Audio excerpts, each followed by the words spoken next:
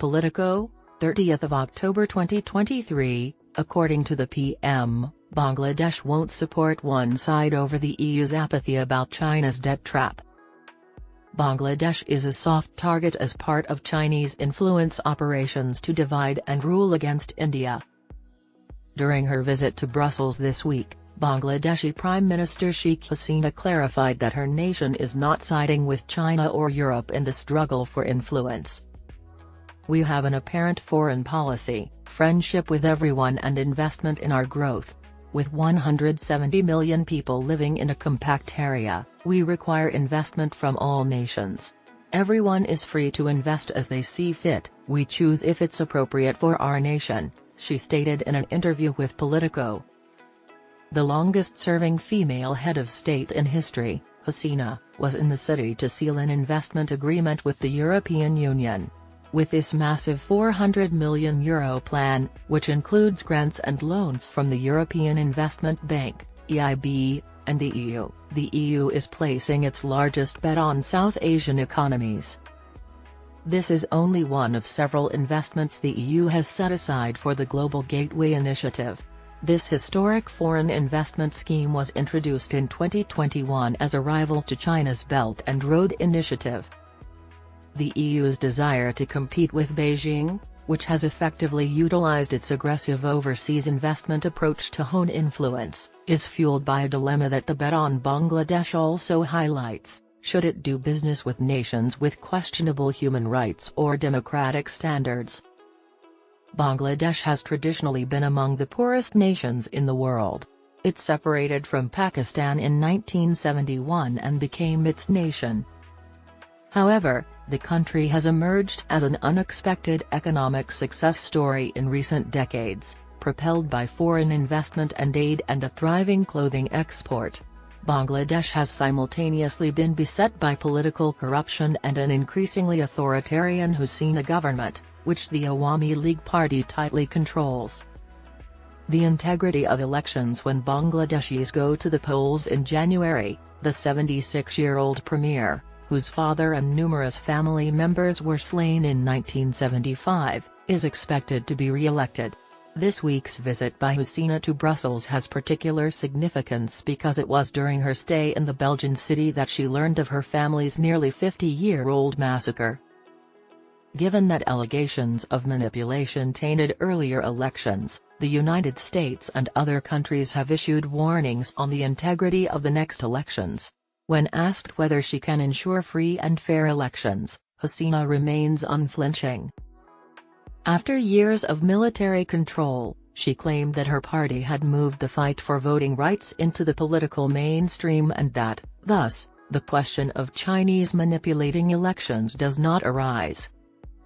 Bangladesh's biggest export market, the EU, claims to be monitoring Bangladesh's compliance with EU human rights and political freedom requirements.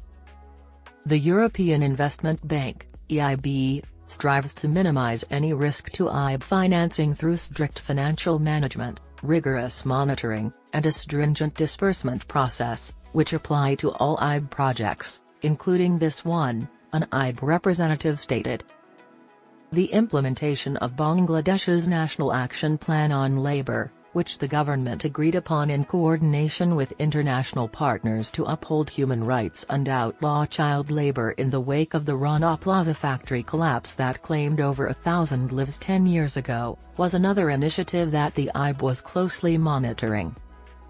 Maximil Force Hasina and European Commission President Ursula von der Leyen unveiled a new €400 million investment plan this week, mainly aimed at the renewable energy industry. This includes solar and wind projects, adding 750 megawatts of peak generating capacity. Bangladesh, a low-lying nation frequently hit by cyclones and severe flooding, faces significant challenges due to climate change. The EU's package, which strongly emphasizes renewable energy and the green transition, aligns well with Global Gateway's mission to deliver investment in line with the Sustainable Development Goals. However, Europe still has a formidable task in trying to offset China's influence in the region, even with this fresh influx of money.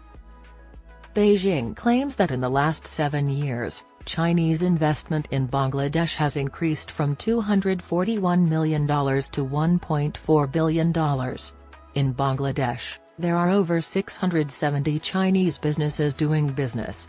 Chinese investment can be seen nationwide in infrastructure, including sewage treatment facilities, bridges, and motorways.